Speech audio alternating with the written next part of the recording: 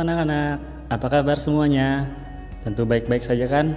Nah, jumpa lagi bersama Bapak Muhammad Fajri dalam video pembelajaran IPA kelas 9. Nah, sebelumnya kita sudah mempelajari materi di bab 1 yaitu sistem reproduksi pada manusia. Pada materi sebelumnya kita membahas tentang pembelahan sel, yaitu pembelahan sel mitosis dan pembelahan sel meiosis. Pada video kali ini kita akan membahas lanjutan materi yaitu alat-alat reproduksi pada manusia, yaitu alat reproduksi pada laki-laki dan pada wanita. Langsung saja ya kita mulai materinya. Nah, kalian sendiri tentu sudah tahu alat-alat reproduksi pada diri kalian sendiri. Di sini kita bahas dulu tentang alat-alat reproduksi pada laki-laki. Alat kelamin laki-laki berfungsi menghasilkan gamet jantan. Alat kelamin laki-laki dibedakan menjadi dua, yaitu alat kelamin dalam dan alat kelamin luar. Kita bahas dulu yang pertama, alat kelamin dalam. Alat kelamin dalam terdiri atas testis, saluran reproduksi, dan kelenjar kelamin. Kita bahas yang pertama yaitu testis. Testis berjumlah sepasang dan berbentuk bulat telur.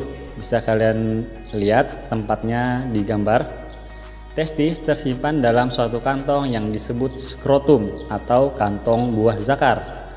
Testis berfungsi sebagai tempat pembentukan sel sperma dan hormon kelamin atau testosteron. Ini yang disebut dengan testis dan dibungkusi oleh skrotum atau kantong buah zakar. Lanjut yang kedua, saluran reproduksi terdiri atas fasa efferentia, epididymis, dan vas deferens. Yang pertama, vas efferentia merupakan bagian yang berfungsi menampung sperma untuk disalurkan ke epididymis. Epididymis merupakan saluran berkelok-kelok dengan panjang antara 5-6 meter. Di saluran ini, cairan sperma diabsorpsi sehingga menjadi agak pekat. Jadi di epididymis, sperma yang belum matang akan dimatangkan, ya, sehingga bentuknya menjadi agak pekat. Saluran ini berfungsi menyimpan sperma untuk sementara, minimal selama 3 minggu. Lanjut, vas deferens merupakan saluran lurus dengan panjang sekitar 40 cm. Saluran ini berfungsi untuk menghubungkan epididymis dengan uretra pada penis.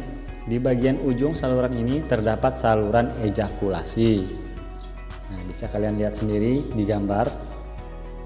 Kita lanjut, alat kelamin pada testis yang ketiga itu ada kelenjar tambahan meliputi kantong semen, kelenjar prostat, dan kelenjar Cowperry.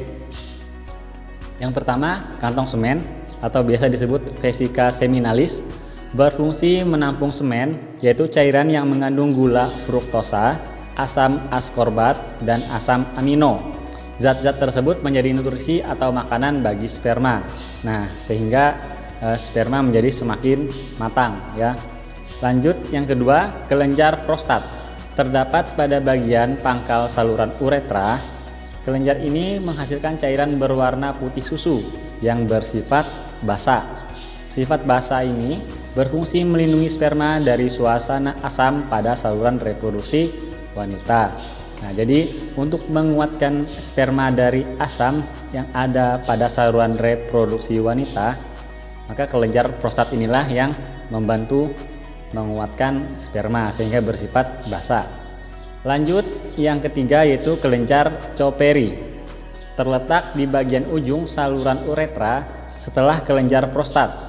Kelenjar ini berfungsi menghasilkan cairan lendir sebagai cairan pelicin dan menambah cairan pada semen. Nah, sehingga bentuk sperma menjadi agak licin, ya, karena kelenjar Cowperry.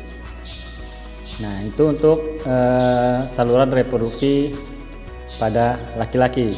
Kemudian yang kedua yaitu alat kelamin luar. Tadi udah dibahas alat kelamin dalam pada laki-laki, sekarang alat kelamin luarnya.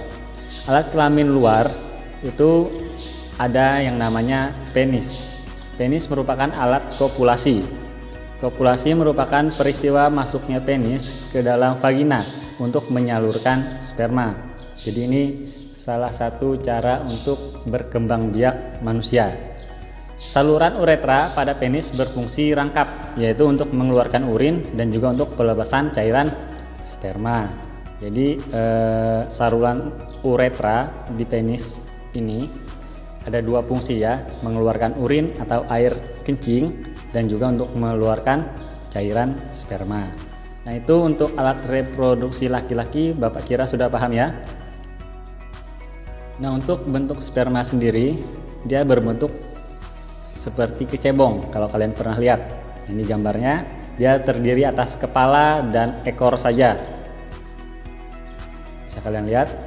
Oke, kita lanjut. Yang kedua yaitu alat-alat reproduksi pada wanita. Alat kelamin wanita dibedakan menjadi dua, yaitu kelamin dalam dan alat kelamin luar. Sama halnya seperti alat reproduksi pada laki-laki tadi. Ada luar dan ada dalam. Kita bahas dulu alat kelamin dalam.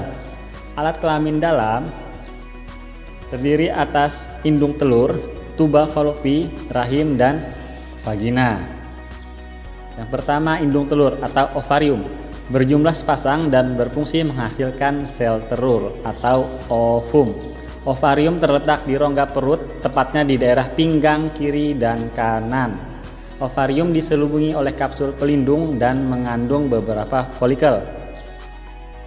Nah, folikel merupakan struktur seperti bulatan-bulatan yang mengelilingi oosit dan berfungsi menyediakan makanan dan melindungi perkembangan sel telur. Sel telur yang telah masak akan lepas dari ovarium.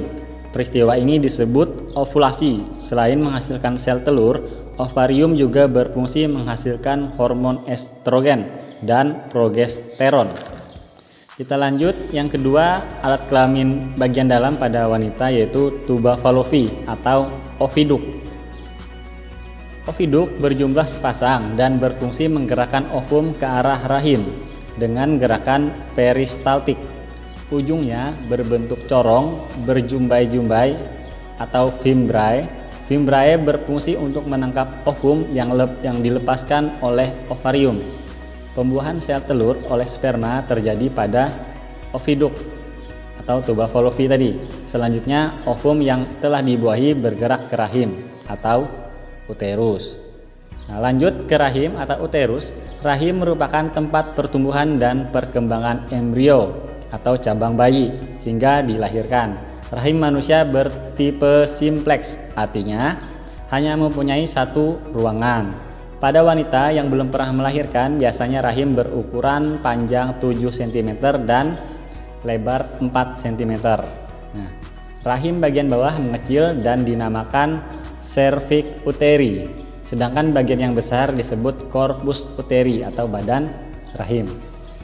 Lanjut, dinding rahim terdiri atas 3 lapisan, yaitu perimetrium, myometrium, dan endometrium.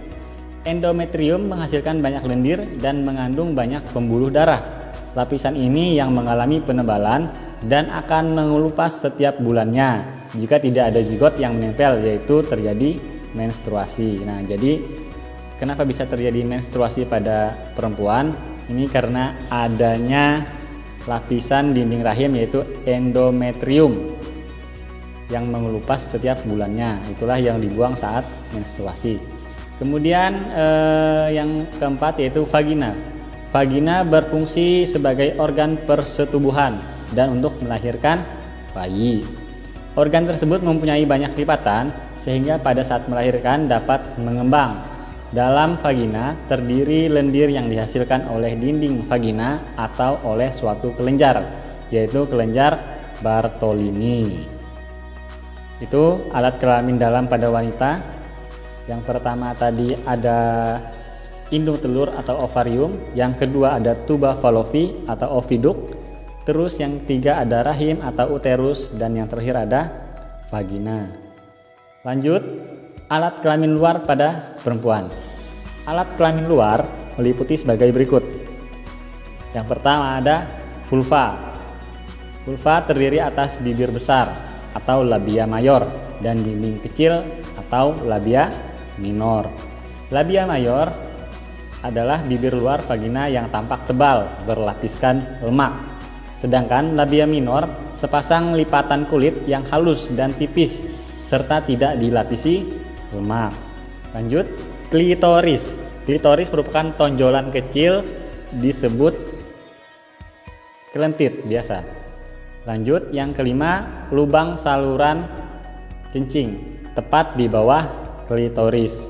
Yang keenam, lubang vagina merupakan ujung terluar vagina. Yang terakhir, selaput darah atau himen berlokasi di bawah saluran kencing yang mengelilingi tempat masuk ke vagina. Oke, sampai sini dulu materi hari ini tentang alat reproduksi pada laki-laki dan wanita.